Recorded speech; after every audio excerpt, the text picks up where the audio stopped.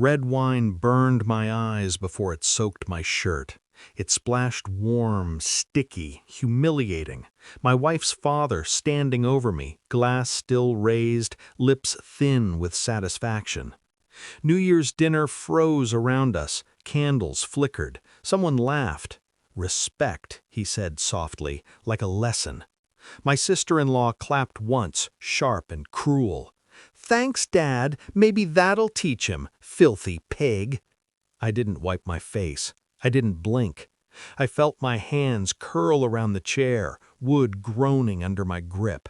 Inside, something old stirred, quiet, patient, metallic. The same thing that used to wake with me at dawn when I welded scrap behind my parents' house, sparks licking the dark while they slept and dreamed for my golden brother.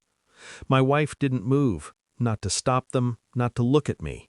That was the moment. Not the whine, not the insult, the stillness.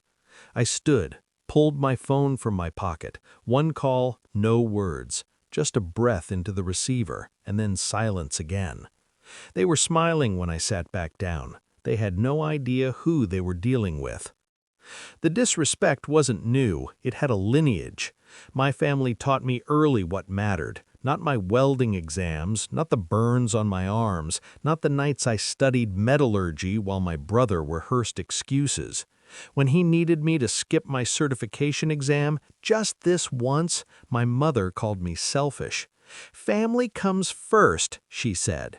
I left that night, took nothing but my tools and the certainty that love was conditional. I never went back.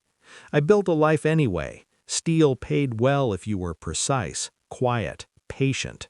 I saved for a decade, bought a house with clean lines and thick walls. When my father finally called, "We need to talk about the house," I told him I already owned one. He didn't know what to say. Neither did my wife later when I stopped asking for her approval. She came from money, from dinners like this, from men who throw wine and call it tradition. I thought she chose me despite it. I was wrong. Suspicion arrived in fragments, her phone face down, her laughter timed wrong, her father's confidence tonight, too comfortable, too certain, like he already knew how this would end. I felt it settle in my chest, heavy, familiar. Betrayal always wears a calm face first. I didn't confront anyone. I never do. I watched. I pulled phone records through an old contact who owed me a favor. Numbers repeated, late nights, a pattern like bad welding, uneven, rushed, careless.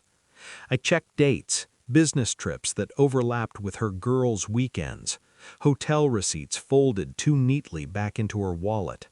At home, I smiled, passed the salt, let her talk. Inside, I dismantled everything.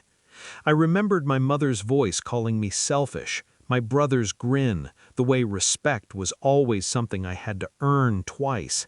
I recognized the shape of manipulation.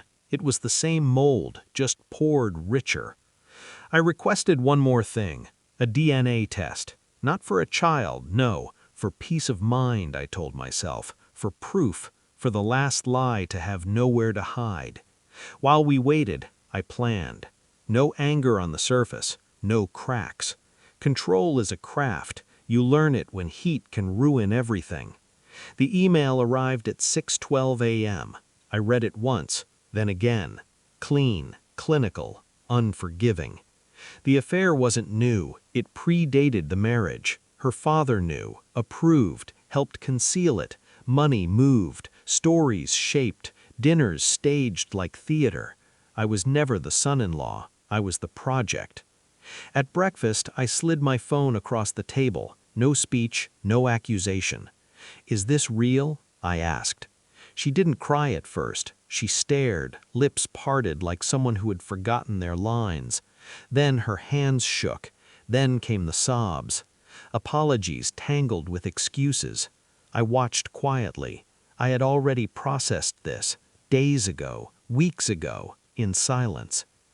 That night I invited them all to my house. Wine again, better labels, softer lighting. I handed her father a folder, bank transfers, messages, timelines. His smile collapsed in stages. He tried authority, then anger, then silence. I knew, I said, before tonight, before dinner, before the wine. I stood, walked to the door. I paid off the house this morning, I added. It's in my name alone, so is everything else. My wife whispered my name. It sounded small. I didn't turn around.